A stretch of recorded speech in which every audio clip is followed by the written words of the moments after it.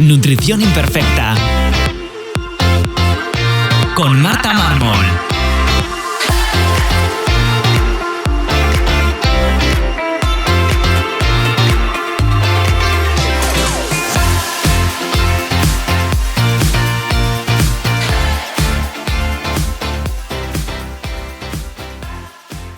Bienvenidos a Nutrición Imperfecta, el podcast de Marta Mármol.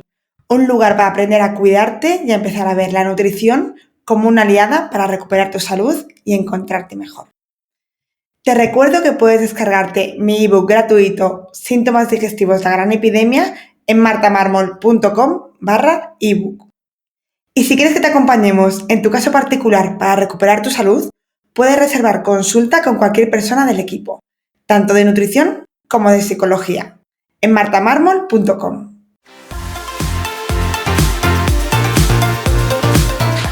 Y te recuerdo que si quieres suplementar tu salud con proteínas de calidad o suplementos, tienes mi código de descuento MartaMármol en mayúsculas en la web de Paleobull.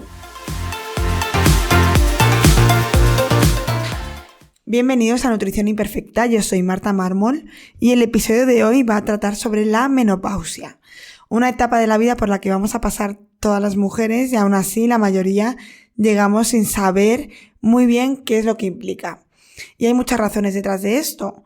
Una de ellas es el sesgo de género del que hablaba en otro episodio que os recomiendo totalmente con María Teresa Ruiz. Es el episodio 201, porque durante muchos años ha sido una etapa rodeada de silencios y aunque es algo completamente natural, había mucha desinformación y a día de hoy la sigue habiendo, pero es verdad que cada vez, por suerte, hay más mujeres, más profesionales hablando sobre esta etapa de la vida y ayudando a entender qué ocurre, y es lo que quiero hacer con este episodio, ¿no? De ayudar un poquito a que entendamos qué ocurre y sobre todo qué se puede hacer para que esta etapa sea una etapa más en nuestra vida y no una etapa de sufrimiento.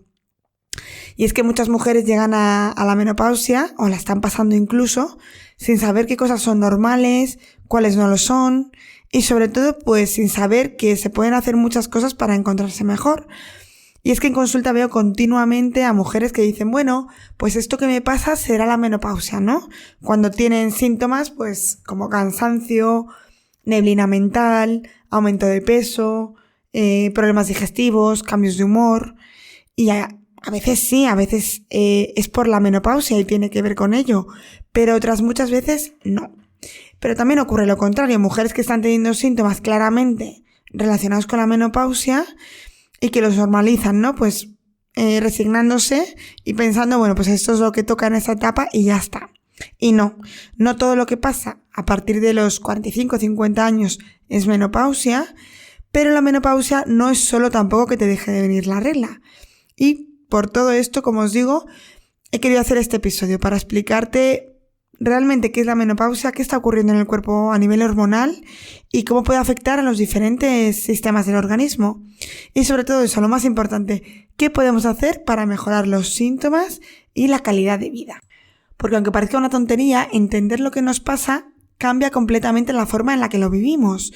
Y porque esta etapa no es una enfermedad, pero tampoco deberíamos vivirla con ese malestar constante, sin información y sin esas herramientas.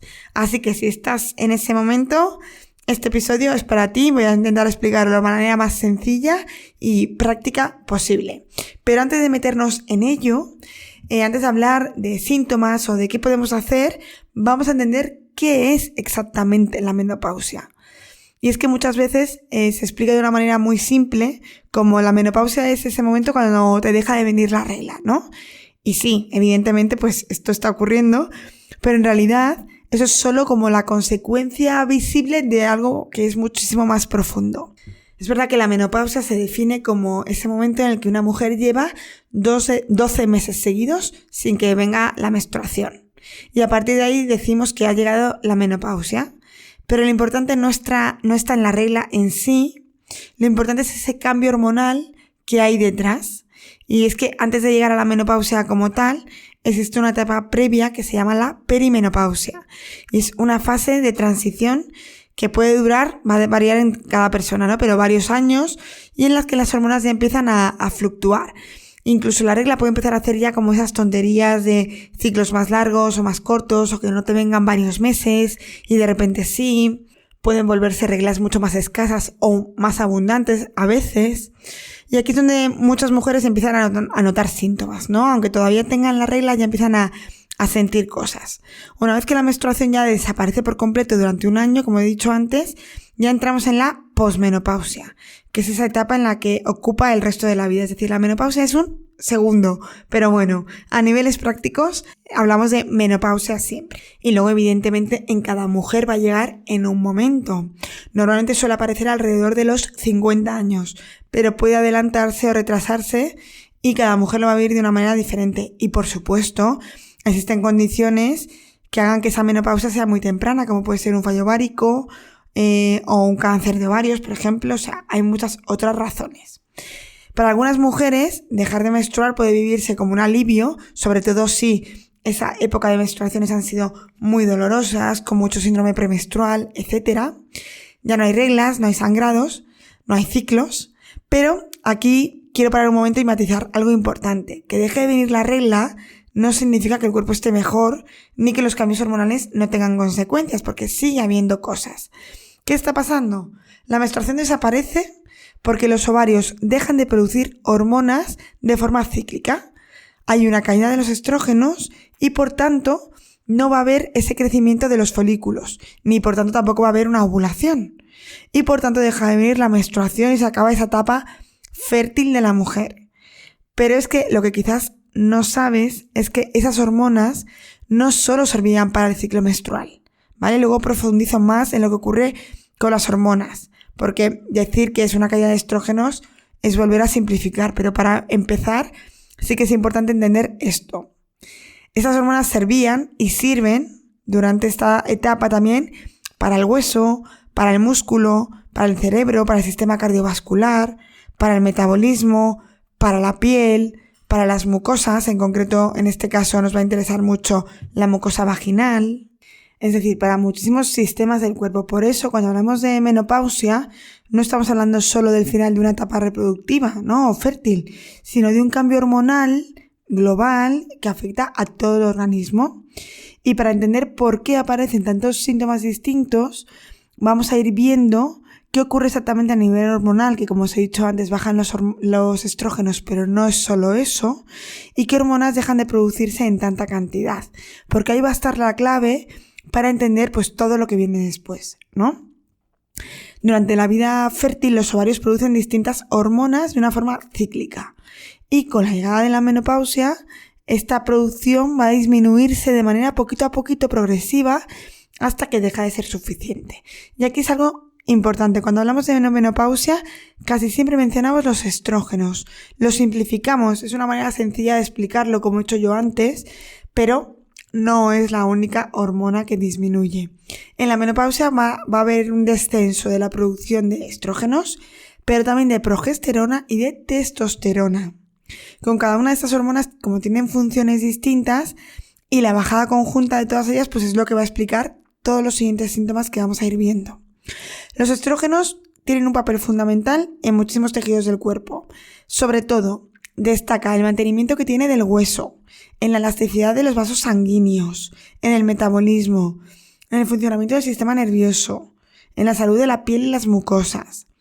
La progesterona, además de su función en el ciclo menstrual y en el embarazo, tiene muchísimos efectos sobre el sueño, también sobre el sistema nervioso y también pues esa relación que tiene con ese equilibrio de los estrógenos. Y la testosterona, aunque siempre se asocie a los hombres, es clave también en la salud de la mujer, para la masa muscular, para tener energía, líbido, para esa sensación de vitalidad. Por tanto, cuando estas hormonas empiezan a bajar, pues el cuerpo tiene que adaptarse un poco de nuevo a ese equilibrio hormonal. Y el problema es que esta adaptación no siempre es pues rápida, inmediata, por supuesto que no, ni fácil para el cuerpo. Y pues durante este tiempo, durante esta búsqueda del equilibrio, pueden aparecer síntomas muy distintos entre sí. Por eso una mujer puede notar principalmente sofocos, otra puede notar más cambios de humor o problemas de sueño a la hora de dormir, y la otra puede notar pues un cambio en la composición corporal, una redistribución de la grasa corporal o pérdida de esa masa muscular, y otra, pues yo qué sé, neblina mental y que esté más cansada, ¿no? Por eso que no hay una única forma correcta, por así decirlo, de vivir la menopausia. Además, hay tejidos del cuerpo que son especialmente sensibles a esa falta de estrógenos, como hemos visto, el hueso, el sistema cardiovascular, el cerebro, el aparato urogenital. Y esto explica que la menopausia no solo se manifieste con síntomas molestos, sino también pueden tener impacto en la salud a medio y largo plazo. Pues eso, podemos desarrollar una osteoporosis por esa falta de salud ósea si no hacemos las cosas bien o no la tenemos en cuenta o no potenciamos algunos hábitos para impedir esto. Y también pues se ha visto que aumenta el riesgo cardiovascular en las mujeres a partir de una edad, sobre todo relacionado con esta etapa de la menopausia. Y estos cambios hormonales no son un fallo del cuerpo, es parte del proceso natural del envejecimiento femenino. Lo que pasa es que antes las mujeres con 50 años pues ya estaban en la vejez, les quedaban pues pocos años de vida. Y ahora, por suerte, con 50 años te quedan muchos años de vida. Por lo tanto, tener una calidad de vida mala a partir de los 50 años es algo que no podemos permitir, ¿vale? El objetivo no es volver atrás ni luchar contra la menopausia, sino entender qué está pasando y ver cómo podemos acompañar al cuerpo en esta nueva etapa para minimizar los síntomas, proteger la salud y sobre todo tener una buena calidad de vida. A partir de aquí, una vez que ya os he explicado y entendemos ese cambio hormonal, tiene sentido que hablemos cómo afecta la menopausia a estos distintos sistemas del organismo que hemos ido mencionando y qué mecanismos están detrás. Pero como siempre en este podcast, lo que yo siempre quiero hacer es que entendamos qué podemos hacer en cada caso para encontrarnos mejor. Hemos hablado de la salud ósea. Vamos a empezar por el hueso, porque aquí el papel de los estrógenos es muy claro. Los estrógenos ayudan a mantener el equilibrio entre la formación y la destrucción del hueso. Por eso cuando los niveles disminuyen, la pérdida de masa ósea se acelera. Lo peor de todo es que esto no suele dar síntomas. El hueso se va debilitando de forma silenciosa hasta que aparecen ya problemas como la osteopenia o la osteoporosis o directamente una fractura, ¿vale? Que es cuando muchas veces muchas personas se enteran de que tienen una osteoporosis. ¿Qué podemos hacer aquí?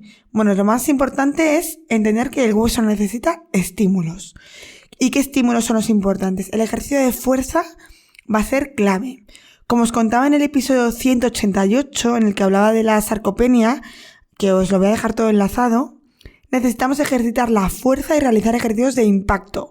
Y no solo al llegar a la menopausia, cuanto antes empecemos, mejor. Esto como siempre, como ahorrar, ¿no? Cuanto antes empieces, mejor. Nunca es tarde, pero cuanto antes.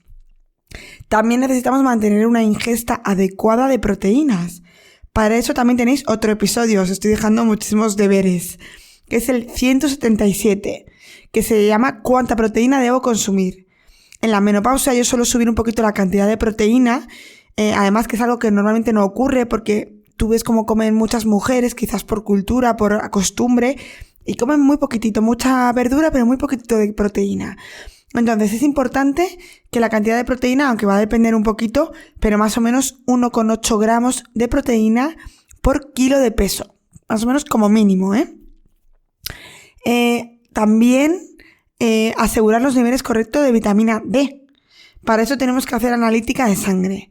Sé que cada vez es más difícil que nos la midan. Es un poco ridículo, pero bueno, ante la duda de si suplementarnos o no, pues vamos a suplementarnos con unas dosis por lo menos bajas, porque ya sabemos que la tendencia de la población es a tenerla baja por numerosos factores. No nos exponemos al sol y cuando lo hacemos con cremas con filtro. La contaminación en las grandes ciudades hace de filtro. En invierno la incidencia es menor. También os dejo aquí otro episodio sobre la vitamina D, que es el número 80. Es de hace ya un tiempo, pero bueno, sí que sirve y está actualizado. No, creo que no cambiaría nada de ese episodio, en el que os explico pues qué hay que hacer para llegar a las cantidades suficientes. Pero aquí sí que veo importante hacer un apunte a este episodio. Y es que en esta situación, en una menopausia, yo ya la suplementaría junto con vitamina K2, que va a ser la encargada de llevar ese calcio que vamos a absorber junto con la vitamina D al hueso. que justo es una de las cosas importantes en este momento, ¿no? Lo que queremos hacer para la salud ósea, pues que este calcio vaya al hueso y no a otro lugar, a generar calcificaciones en articulaciones o en los riñones, etc. Y claro, la dosis va a depender un poquito de los niveles que cada uno tenga en sangre. Pero como os decía antes, ante la duda, unas 4.000 unidades de vitamina D al día y 100 microgramos de K2, que lo tienen así muchos suplementos ya. Por ejemplo, el suplemento de B-Levels de vitamina D con K2, lo tienen así y viene además en perlitas. Como siempre os recomiendo los suplementos de B-Levels por su buena calidad, que podéis comprar con el código Marta Mármol, todo en mayúsculas. Tenéis un descuento, no sé de cuánto, la verdad, no me acuerdo. Una al día por la mañanita, eso sí, que es cuando mejor vamos a absorber esa vitamina D. Y bueno, tenemos esa parte cubierta, ya os digo, esto sin tener una analítica ya es seguro. Luego, si tuviésemos una analítica, seguramente en muchos casos habría que aumentar la cantidad de vitamina D. En analítica también podemos ver cómo está el calcio y la paratormona, la PTH, para valorar cómo está siendo el metabolismo del calcio. Pero sin duda es importante realizar una densitometría para ir valorando cómo está esa salud ósea. Una cosa que a lo mejor, pues yo veo que muchas de mis pacientes que están en el periodo ya de menopausia no lo han hecho y yo les derivo a hacer una, sobre todo por entender un poco cómo está todo el contexto. Otro punto muy importante es que afecta el metabolismo y la composición corporal. Es otro de los cambios más habituales que ocurren en esta etapa. Muchas mujeres notan que haciendo lo mismo de siempre empiezan a ganar grasa, especialmente es como que se redistribuye y empiezan a ganar grasa a nivel abdominal. Y encima además se pierde masa muscular, sobre todo porque no hemos hecho el punto anterior, ¿no? Ejercitar esa fuerza. No lo he dicho antes, perdón, porque lo estaba haciendo como un poco de cabeza y me he saltado. Lo he mencionado, pero no lo he explicado y es muy importante que el ejercicio tiene que ser de impacto.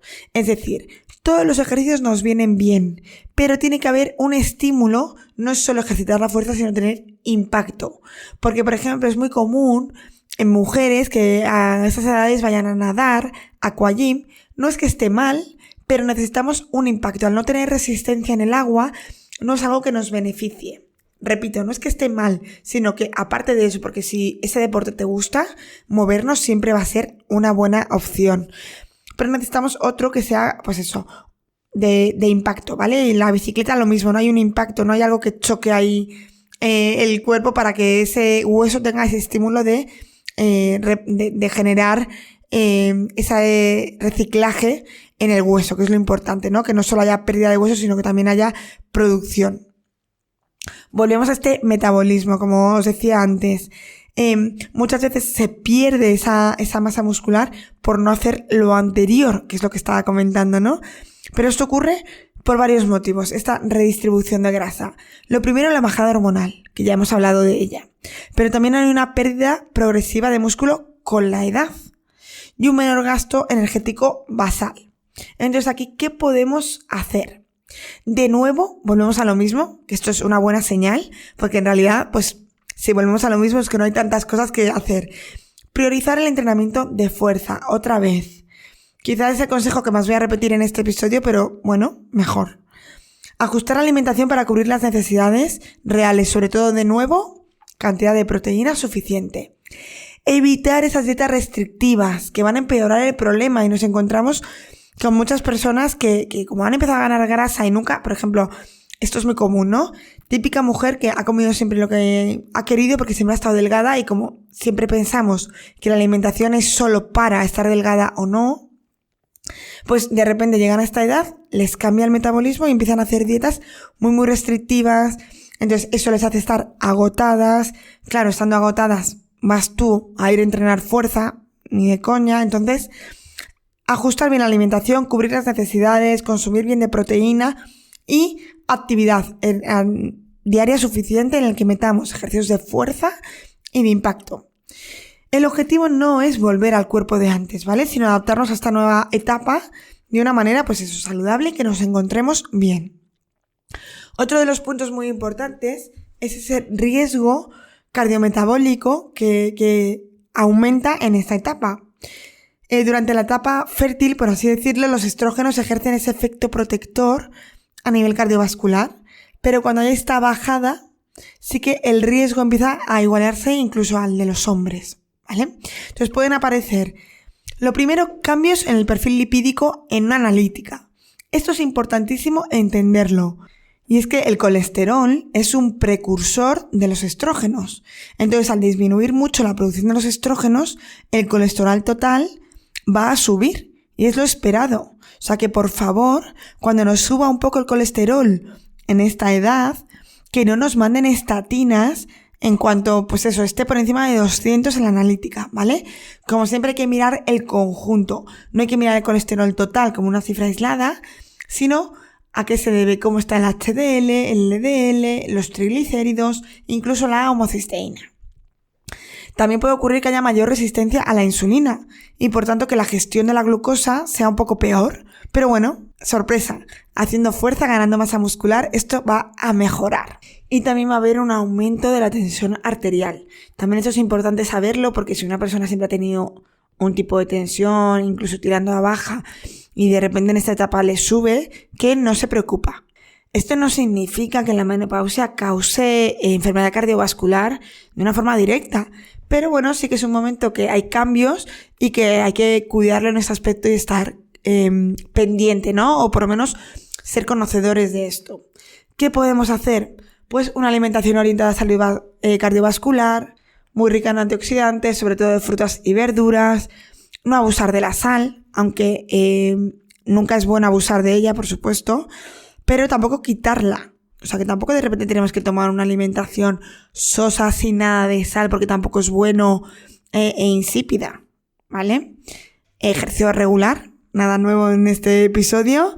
Y bueno, sobre todo pues hacer una analítica de vez en cuando para detectar algunos cambios con el tiempo y contextualizarlos bien con cada persona.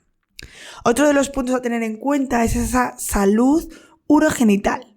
Este es un tema del que yo creo que se habla poco, pero que tiene un impacto enorme sobre todo en la calidad, porque aunque no sea tan visible, sí que la calidad, la sintomatología de las mujeres pues es molesta y por tanto pues la calidad de vida baja. Los tejidos del aparato urogenital son muy dependientes de estrógenos. Entonces, cuando estos bajan, las mucosas se vuelven más finas, menos elásticas y provoca sequedad vaginal, que muchas veces se pueden confundir incluso con infecciones, ya que genera pues ese picor, irritación, que de hecho yo siempre cuando tienen esa sintomatología les digo, bueno, pues vamos a usar una crema, vamos a mejorar esa mucosa, esa sequedad, y a ver si cambian los síntomas. Y la gran mayoría de las veces cambian. Y a veces les han mandado tratamiento pues para hongos o para una infección bacteriana, etc. También puede generar molestias y dolor en las relaciones, ya que bueno, pues esa sequedad genera irritación. Además, es muy frecuente que aumenten las infecciones urinarias de repetición. Por lo tanto, toma de antibióticos que nos afecta a la microbiota, bueno, lo que ya sabemos, ¿no? Y esa sensación de urgencia de orinar, de querer ir al baño todo el rato. Entonces, bueno, es importante que esto muchas veces se calla, porque claro, no es algo que a lo mejor se hable a menudo, es un tema un poquito más tabú que yo que sé, que los sofocos, por ejemplo, pero que evidentemente pues no es normal y que no hay que resignarse a esto. ¿Qué opciones hay? Pues aquí la pesada de las mucosas, como siempre, tratar mucosas. Siempre hablo de las mucosas digestivas, pero es que todas las mucosas van conectadas y por tanto la mucosa vaginal pues no va a ser menos. Tratamiento de mucosas con vitamina A, con omega 7, el espino amarillo, todo esto incluso con cremas locales, tratamientos locales que los hay con estrógenos en cremas vaginales o incluso a veces simplemente con cremas vaginales hidratantes es suficiente.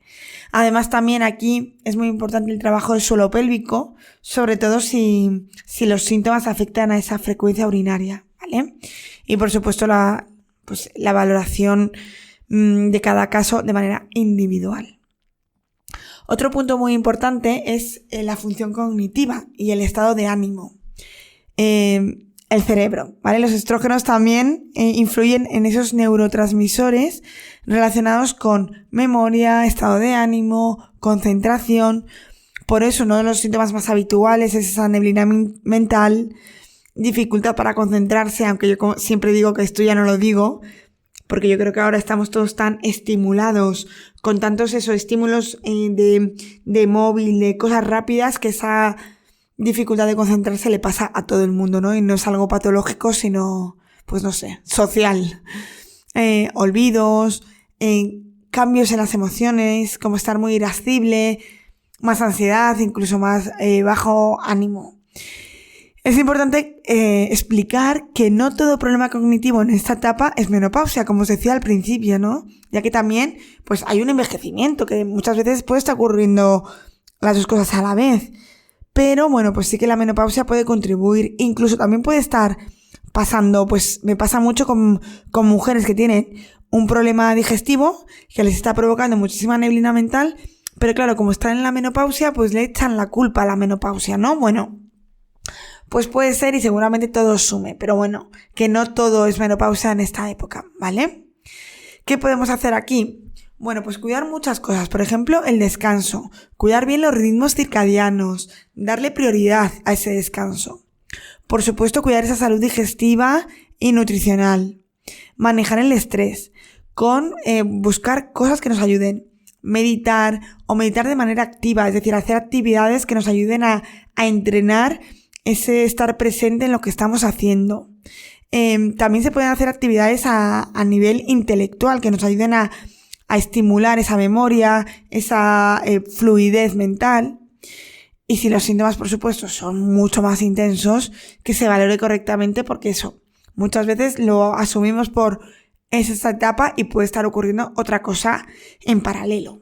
Como veis, pues la menopausia puede afectar a estos distintos sistemas, pero entender los mecanismos nos puede permitir pues saber qué hacer ante ellos, ¿no? Y ahora que hemos visto cómo se manifiesta a nivel general, vamos a ver cuáles son los síntomas más habituales, aunque los hemos ido nombrando todo el rato. Lo primero es que saber que no todas las mujeres tienen unos síntomas ni con la misma intensidad, ni durante el mismo tiempo. Hay mujeres que notan muchísimos cambios y hay otras que pues casi apenas no notan ningún cambio. El síntoma que más se conoce, del que más se habla, son los sofocos.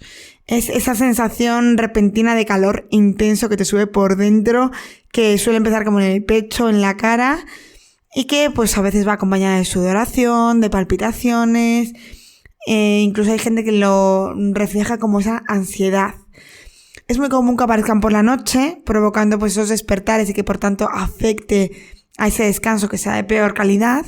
Lo que podemos unir con el siguiente síntoma más frecuente, que es esos problemas de sueño.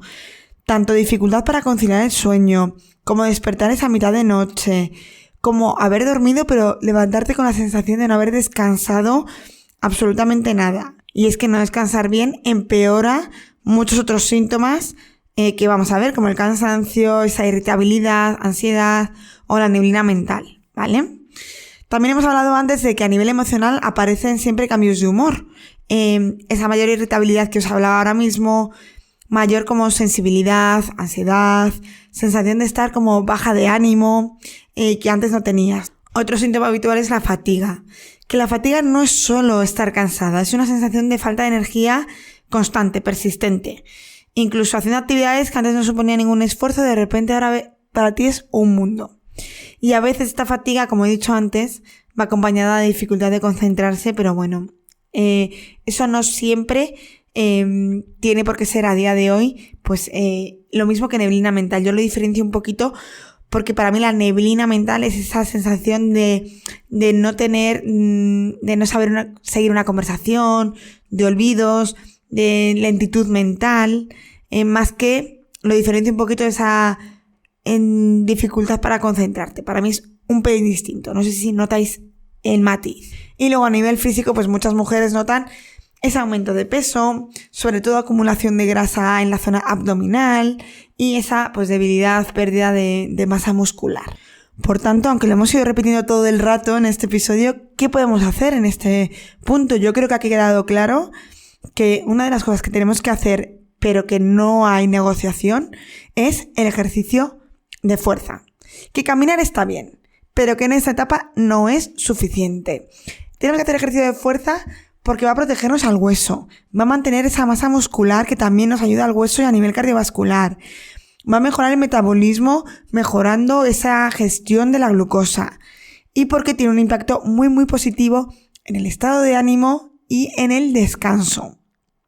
No hace falta que hagas entrenamientos extremos, para nada. Hace falta pues empezar poquito a poco, constancia, adaptación de cada persona, si tienes una lesión, si tienes dolores, pero es fundamental. Busca la manera de empezar a hacer ejercicio de fuerza. Otro pilar fundamental es la alimentación, que ya os he dicho que no debe ser desde la restricción, sino desde cubrir bien las necesidades del cuerpo. Asegurar suficiente proteína, cuidar la calidad de los hidratos de carbono, incluir grasas saludables, que a veces con el colesterol alto nos quitan toda la grasa y para nada, y evitar déficits nutricionales, que muchas veces es lo que yo más veo aquí. Entonces de repente pues aparece cansancio, no es la menopausia, no, es que tienes una alimentación muy desordenada, ¿vale? Y además, por supuesto, si hay una mala salud digestiva, todos estos síntomas se pueden amplificar y les achacamos todo a la menopausia. Entonces, si hay problemas a nivel digestivo, atenderlos lo primero. Y luego el descanso, que hemos visto que es otro de los puntos centrales. No solo es dormir más, sino dormir mejor. Cuidar esos ritmos circadianos, que no haya luz en casa muy intensa antes de irnos a dormir. Cuidar el ambiente en el que dormimos, que no haga mucho calor ni mucho frío. Pues cuidar todo lo que está alrededor, que no solo es a la hora de dormir.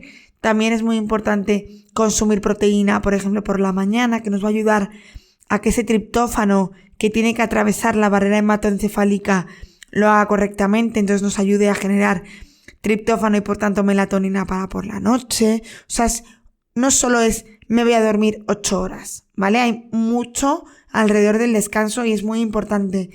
Porque es que durmiendo mal no te vas a hacer una alimentación correcta, no te vas a levantar a hacer deporte, vas a estar agotada todo el día. O sea, creo que es el primer punto. Si duermes mal, empieza por aquí. Y en realidad tendría que haber empezado por aquí, pero bueno, lo digo al final. Todo esto es muy importante, pero lo primero es intentar escuchar al cuerpo.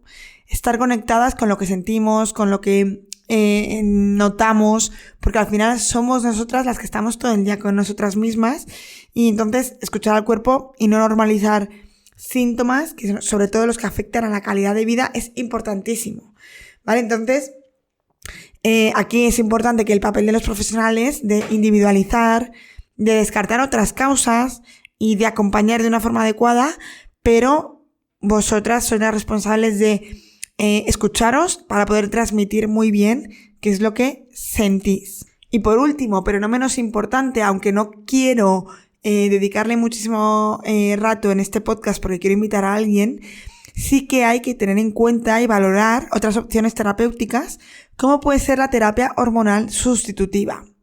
Como os digo, quiero invitar a alguien especializado en esto que nos explique bien y que dediquemos todo un episodio. Esta es la base, pero luego podemos añadir para no hacerlo también muy largo. Y lo que quiero entenderos es qué es la terapia hormonal sustitutiva. De forma resumida, consiste en aportar hormonas para compensar la bajada que se produce en la menopausia. Es decir, mi cuerpo ha dejado de producirlas, pues yo las aporto de forma externa.